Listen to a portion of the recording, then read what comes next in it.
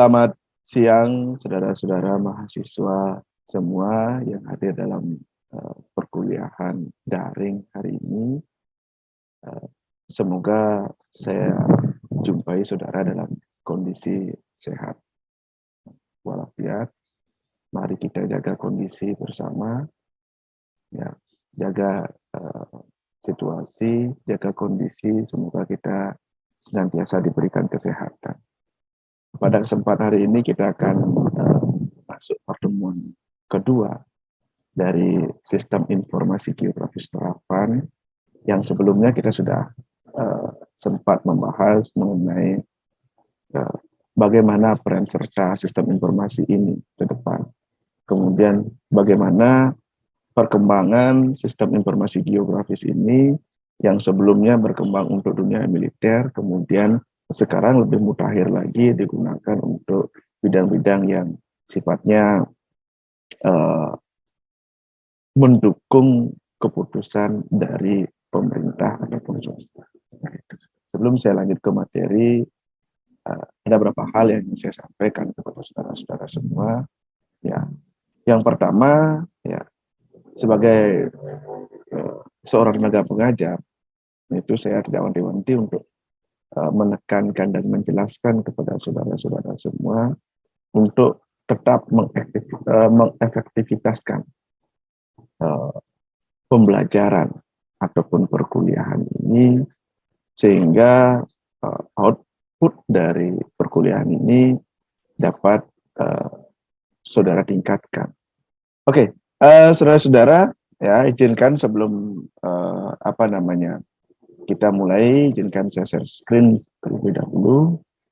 Baik, saudara-saudara semua, pada pertemuan yang baik ini kita akan masuk ke dalam topik yang kedua, ya, bagaimana sistem informasi geografis ini berperan dalam berbagai aktivitas. Karena ini adalah sistem informasi geografis terapan, maka kita akan mengkaji di mana sih kontribusi dari GIS ini dalam berbagai aktivitas atau dalam beberapa segmentasi kepentingan seperti itu, saudara-saudara. Saudara-saudara, perlu saya sampaikan kembali bahwasanya cakupan perkuliahan, ya, dalam satu semester ini itu meliputi mahasiswa diharapkan dapat menjelaskan konsep dasar dari sistem informasi. Kemudian yang kedua itu harapannya adalah mampu memprediksi peluang dan potensi GIS di masa yang mendatang. Kemudian yang ketiga, mahasiswa diharapkan mampu menghubungkan konsep GIS dengan bidang sumber daya alam serta pembangunan wilayah. Ini kaitannya dengan planologi. Kemudian mahasiswa mampu menghubungkan konsep GIS dengan bidang kependudukan serta pemantauan terhadap lingkungan. Karena salah satu sentral dari GIS ini adalah monitoring sebenarnya. Setelah itu kita akan adakan UTS, ujian tengah semester, kemudian disusul dengan materi setelah UTS, yaitu tujuannya dari cakupan materi tersebut adalah saudara semuanya diharapkan dapat menghubungkan konsep sistem informasi GIS ini pada bidang-bidang tertentu, khususnya dalam bidang pertanahan serta pengembangan properti. Kemudian topik berikutnya, saudara diharapkan untuk dapat mengkorelasikan antara konsep GIS dengan bidang kesehatan serta mitigasi bencana. Ya, serta mitigasi bencana. Kemudian yang selanjutnya itu saudara mampu mengimplementasikan konsep pengembangan konsep GIS ini dalam pengembangan sistem pertanian. Karena kita melihat sendiri, saudara-saudara, pertanian itu kan tidak pertanian lahan basah saja. Ada pertanian lahan kering ataupun agrikultur. Nah, setelah itu mahasiswa mampu membuat proyek terkait pemecahan masalah dalam dunia nyata. Di sini nanti kita akan tekankan bagaimana saudara membuat web GIS ya, pada permasalahan-permasalahan yang kita temukan. Nanti saya harapkan saudara dapat menentukan arah permasalahan yang saudara dapatkan, kemudian bagaimana problem solving ya, menggunakan sistem informasi geografis ini. Nah, kemudian pada pertemuan terakhir kita akan tutup dengan ujian akhir semester. Jadi kurang lebih ada sekian cakupan materi. Tetapi nanti dari masing-masing tujuan perkuliahan ini kita akan tempuh bahkan lebih dari satu perkuliahan. Saudara-saudara mahasiswa semua, ya perlu saya sampaikan bahwasannya di antara materi-materi itu, ya, itu akan ada tugas tentu saja yang dibebankan kepada saudara. Sebelum UTS itu, ya itu akan ada tugas. Kita akan sampai pada tujuan keempat dari perkuliahan ini. Sebelum UTS saya akan berikan saudara tugas untuk mengukur kemampuan saudara. Begitu juga setelah UTS, sebelum UAS, yaitu pada tujuan pembelajaran saudara dapat mempresentasikan proyek yang saudara buat. Sebelum itu saya juga akan memberikan saudara tugas. Cakupan perkuliahan ini kita sebagai lembaga yang berada di bawah naungan teknologi informasi, maka tidak akan henti-hentinya mengupayakan bagaimana pengembangan teknologi dalam berbagai mata kuliah, termasuk dalam sistem informasi geografi terapan ini. Karena output dari sini, saudara, saya harapkan dapat membuat web GIS dari berbagai topiknya. Seperti itu, saudara-saudara. Baik, saudara-saudara, ya dari cakupan itu, adapun bobot penilaiannya nanti itu adalah ada persentase quiz, ya, di mana setiap pertemuan seperti biasa, ya pada SIG dasar juga saya sudah sampaikan bahwasanya ada bobot penilaian quiz itu 5%, keaktifan saudara dalam mengikuti perkuliahan itu 10%, tugas kita bobotkan 15%, kemudian UTS 30%, serta ujian akhir semester 40%. Adapun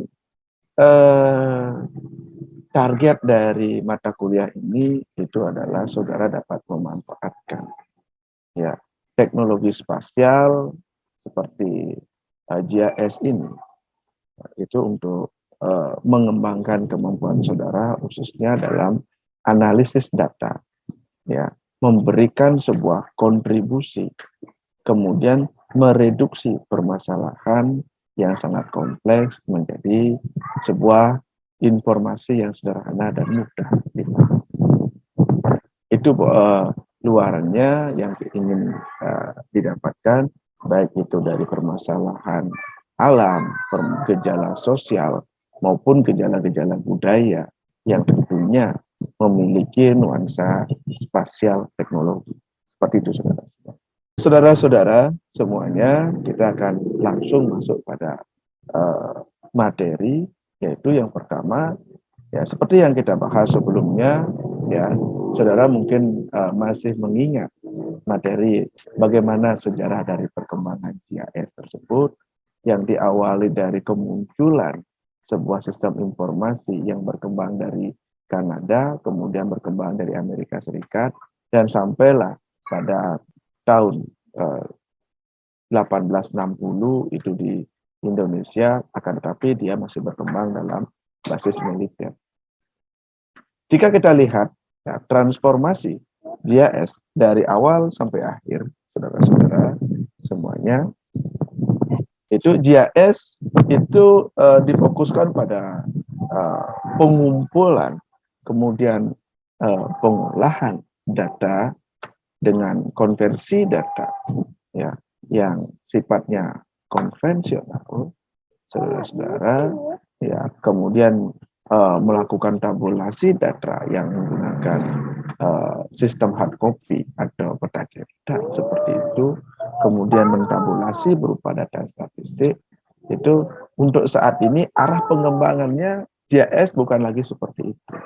Akan tetapi jika kita lihat, kita kembalikan lagi ke topik, jika kita melihat bagaimana transformasi data sampai saat ini, itu GIS tidak hanya berfungsi untuk menganalisis, mentabulasi data, menampilkan data statistik, akan tetapi lebih spesifik, ya, lebih spesifik dari GIS ini adalah memberikan variasi data kepada pengguna, bahkan memberikan informasi yang sangat variatif dan sangat tentatif sekali kepada pengguna.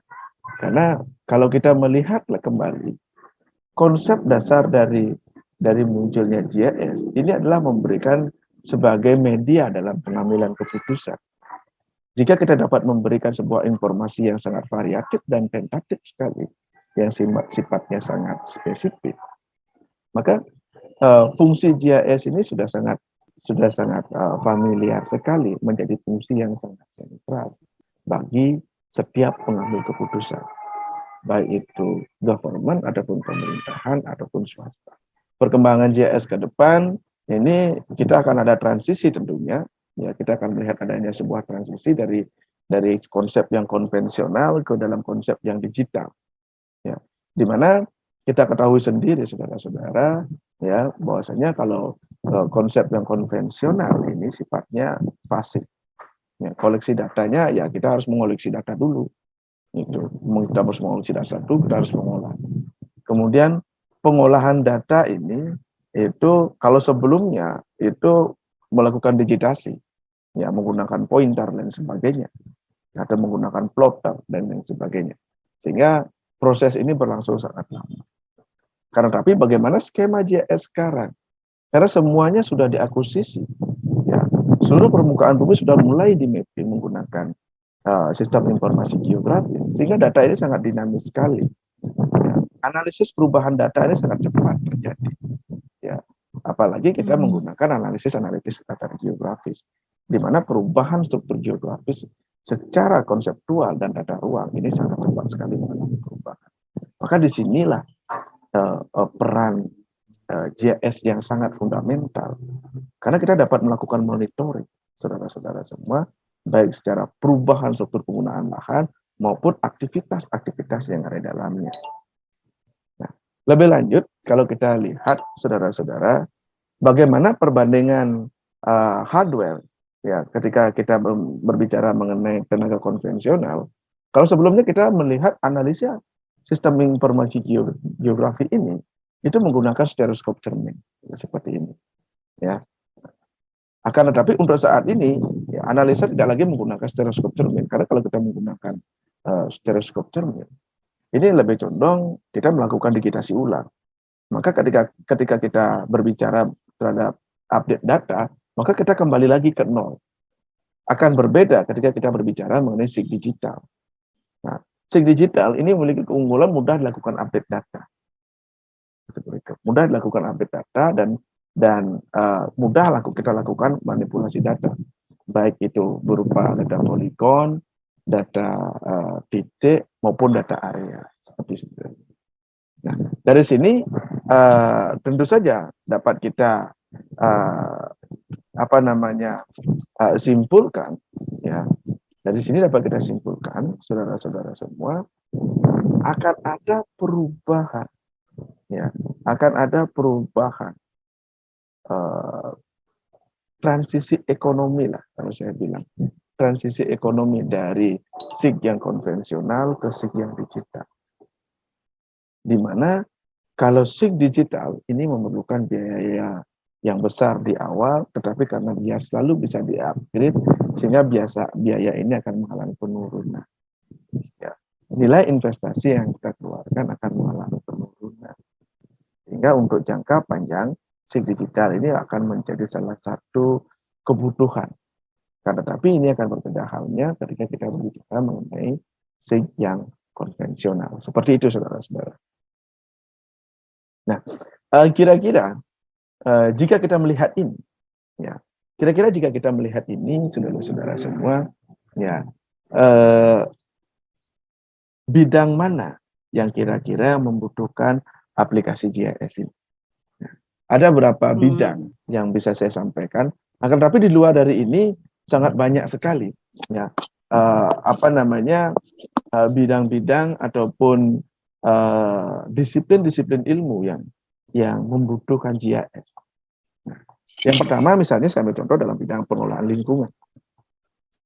Kalau kita berbicara mengenai lingkungan, itu kita berbicara mengenai lingkungan fisik, biotik maupun fisik abiotik, bahkan lingkungan sosial.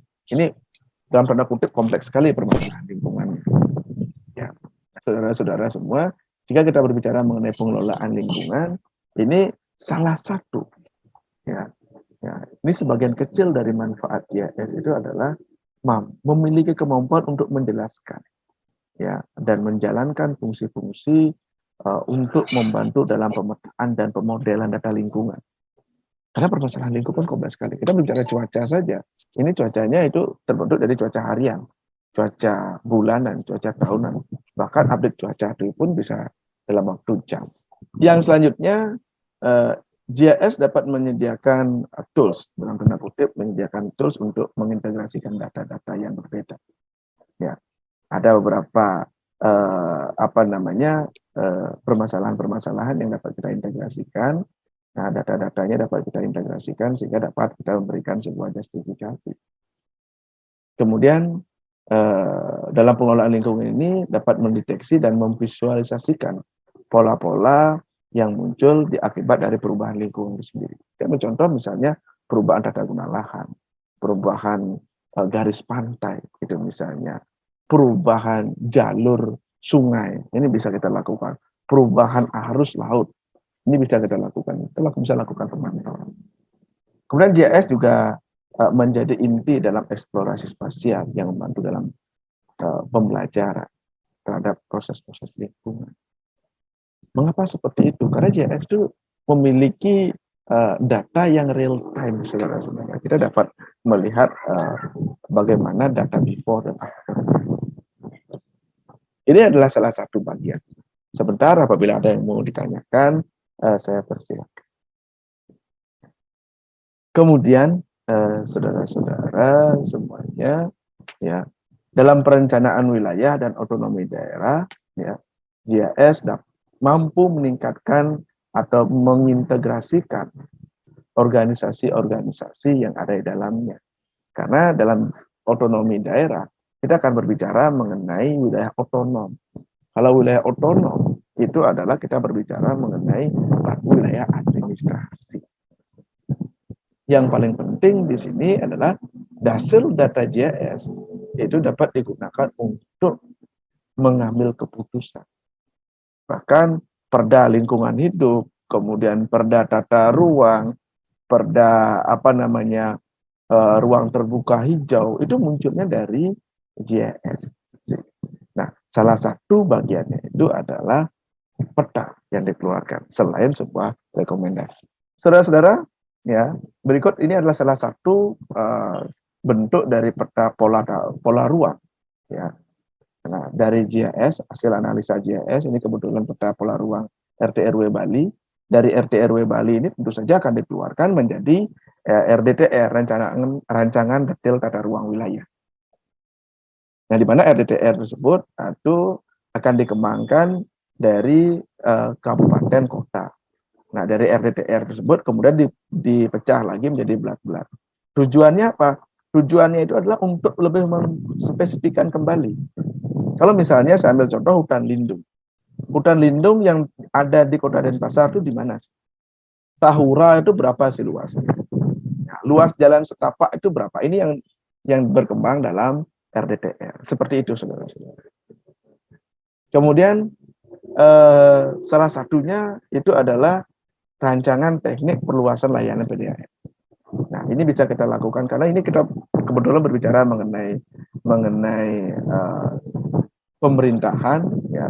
Salah satunya misalnya PDAM ingin melakukan perluasan wilayah untuk cakupan transmisi dan distribusi layanan seperti itu. Jadi perlu dilakukan pengukuran dan pemetaan. Nah, konsep ini semua menggunakan GIS. Kemudian bidang selanjutnya yang memerlukan itu adalah bidang kesehatan. Bidang kesehatan. Nah, bidang-bidang kesehatan misalnya seperti pandemi yang terjadi seperti saat ini, ya, itu kita bisa melakukan pelacakan, saudara-saudara. Kita bisa melakukan monitoring, mobilitas, ya, kita bisa melakukan ini. Tujuannya untuk apa? Untuk memetakan di mana lokasi-lokasi ataupun titik-titik yang terinfeksi virus. Sehingga kita bisa memberikan sebuah justifikasi, kita bisa memberikan keputusan. Atau GIS ini bisa kita gunakan untuk dan dipadukan dengan artificial intelligence. Atau kita bisa padukan dengan IoT, itu misalnya, Internet of Things. Kita bisa kembangkan itu sehingga data dan justifikasi ataupun pengambilan keputusannya itu lebih valid. Dan selain itu ada juga bidang mitigasi bencana. Nah, saudara-saudara, kalau kita berbicara mengenai mitigasi bencana, maka kita harus melihat lebih dalam lagi bagaimana wilayah tersebut, kemudian karakteristik wilayah tersebut, track record bencana yang terjadi. Nah, baru kita akan siapkan rancangan antarmukanya. Begitu juga untuk GIS dapat memprediksi potensi-potensi yang kemungkinan bisa terjadi. Misalnya kita bisa mengidentifikasi munculnya bencana hidrometeorologi yang terjadi pada wilayah kaldera Batur, itu misalnya. Karena wilayah ini wilayah sangat rentan sekali terhadap tanah longsor ketika musim hujan. Nah, itu salah satu contoh. Misalnya seperti ini lagi, ketika terjadinya gunung berapi, kita bisa mengidentifikasi, ya, kita bisa membuat sebuah pemodelan, saudara-saudara, ya, ini salah satu produk dari GIS untuk membuat pemodelan luas limpasan erupsi gunung berapi yang terjadi berdasarkan zona-zona yang sudah ditentukan. Ini salah satu pemodelannya. Sehingga pemerintah nantinya dapat memberikan sebuah bimbingan, sebuah tindakan kepada masyarakat terkait mengenai potensi bencana yang terjadi. Ini biasanya. Apalagi yang bisa dilakukan oleh GIS kalau kita lihat. Nah, ini salah satunya. Ya, kita bisa melakukan monitoring letusan gunung. Kebetulan saya ambil ini adalah Gunung Merapi, ya, karena Gunung Merapi yang paling sering meletus. Kita bisa melihat bagaimana sebelum meletus dan sesudah letusan. Dan jika kita lihat ini adalah sebelum letusan yang ada di bawah, kemudian sesudah letusan yang ada di bawahnya. Kita kebetulan menggunakan ini bisa menggunakan bantuan dari penginderaan jauh seperti itu. Kemudian selanjutnya apa yang bisa kita lakukan? Ya, apa yang bisa kita lakukan? Salah satunya kita bisa menganalisis potensi kerusakan yang diakibatkan oleh gempa bumi. Nah, kebetulan ini saya ambil data dari tahun 2006 ketika terjadinya gempa Bantul seperti itu. Jadi kita bisa memapping, saudara-saudara, berapa tingkat kerusakannya. Nah, kemudian apa yang bisa kita lakukan lagi dalam pemantauan lingkungan? Salah satunya itu kita bisa melakukan pemodelan mengenai kebakaran hutan dan monitoring kebakaran hutan. Misalnya seperti ini. Ini adalah satu pemodelan ataupun monitoring yang bisa kita lakukan dari kebakaran hutan yang menggunakan data spasial. Kemudian apalagi yang bisa kita lakukan dalam bidang tata ruang? Kita bisa menggunakan bantuan penginderaan jauh untuk melakukan analisis terhadap penyesuaian lahan seperti pemukiman, kemudian pertanian, kemudian kehutanan ataupun yang lain. Seperti itu, saudara-saudara. Ya. Nah, kemudian kita juga dalam sistem informasi geografis ini secara lebih eksplisit dapat melakukan analisa terhadap perubahan tata guna lahan. Ya, sejauh mana alih fungsi lahan itu terjadi, ini dapat kita analisa. Menggunakan apa? Salah satunya menggunakan data spasial. Kita bisa menggunakan citra satelit untuk menganalisanya, sedangkan analisa dan justifikasi itu dilakukan menggunakan sistem informasi. Nah, seperti yang terjadi pada Kalibata tahun 2002, hanya 4 tahun sudah mengalami peningkatan cukup besar. Seperti itu. Nah, begitu juga yang terjadi pada wilayah Kuningan. Ya, jika kita lihat tahun 2002 ke 2006, yang awalnya Kuningan Jakarta ini itu tata ruangnya masih kosong, ya masih banyak ruang terbuka hijau. 4 tahun setelah itu banyak bangunan yang berdiri. Ya, alih fungsi lahan itu terjadi di mana-mana. Bahkan hingga saat ini mungkin ini ruang terbuka hijaunya udah hilang. Ini misalnya seperti Mega Kuningan yang terjadi. Kita sering sekali mendengar nama Mega Kuningan. Ketika tahun 2000 itu baru dibangun, 2002 sudah mulai muncul bangunan-bangunan pencakar langit. Nah, tambah 4 tahun lagi ini sudah penuh. Ini perbedaannya. Fungsi dari GIS ini memiliki peran juga untuk memonitoring. Seperti yang saya sampaikan tadi, proses monitoring ini dapat kita lakukan lebih detail, saudara-saudara. Karena GIS ini memiliki data before and after. Jadi sebelumnya, kemudian sesudah, sangat mudah sekali jika kita melakukan sebuah monitoring khususnya dalam bidang pertanian. Monitoring itu juga bisa kita lakukan untuk memantau pola sedimentasi yang terjadi pada pesisir pantai, perubahan garis pantai, kemudian perluasan ataupun adanya perubahan lahan terhadap mangrove itu sendiri. Demikian salah satu bagian dari aplikasi GIS yang dapat dimanfaatkan untuk berbagai kepentingan. Nah, baik, demikian yang bisa saya sampaikan. Jika ada yang mau ditanyakan terkait dengan pemaparan tadi, saya persilakan. Silakan saudara-saudara, ada yang mau ingin disampaikan, ada yang kurang jelas, saya persilakan. Baik, mohon izin Pak bertanya. Ya, terima kasih. Silakan. Ini terkait dengan endingnya nanti Pak, tugasnya seperti apa nanti Pak? Karena tadi di awal ada menyampaikan tugas biar bisa dibayangkan seperti apa. Terima kasih Pak. Terima kasih. Nanti tugasnya itu saudara membuat web GIS. Di mana dalam web tersebut saudara akan menentukan topik yang akan saudara pilih. Misalnya saudara dapat memilih sebarang pedagang seperti itu yang nanti saudara masukkan ke dalam web GIS. Tapi kalau bisa jangan diinjek menggunakan Google Map. Itu silakan saudara melakukan digitasi dulu wilayah-wilayah tersebut, kemudian saudara analisis persebarannya, kemudian saudara masukkan ke dalam web GIS. Seperti itu. Bisa dipahami ya? Sementara bisa Pak. Nanti kalau ada problem saat mengerjakan pasti saya bertanya Pak. Terima kasih Pak. Ya, mari kita kerja sama, saling mengisi ya. Nanti kekurangannya kita akan lihat perkembangannya, yang mana yang belum jelas, mana yang kurang pas, mari kita sama-sama nanti akan perbaiki seperti itu. Baik, demikian saudara-saudara, jika tidak ada yang mau ditanyakan lagi ya, untuk perkuliahan kali ini kita akan tutup ya, kita akan lanjut lagi nanti pada pertemuan berikutnya. Saudara-saudara, perlu saya sampaikan untuk topik pertemuan berikutnya itu adalah bagaimana peran sistem informasi geografi ini dalam perencanaan tata ruang wilayah. Seperti itu. Silakan saudara dapat mempelajari modul buku yang telah disiapkan terkait dengan sistem informasi geografi. Saudara-saudara, demikian yang bisa saya sampaikan ya. Semoga dapat dipahami untuk saudara-saudara yang lainnya ya. Semangat belajar, kita akan lanjut lagi pada pertemuan berikutnya. Terima kasih, selamat siang. Terima kasih Pak, selamat siang. Ya, terima kasih. Terima kasih Pak.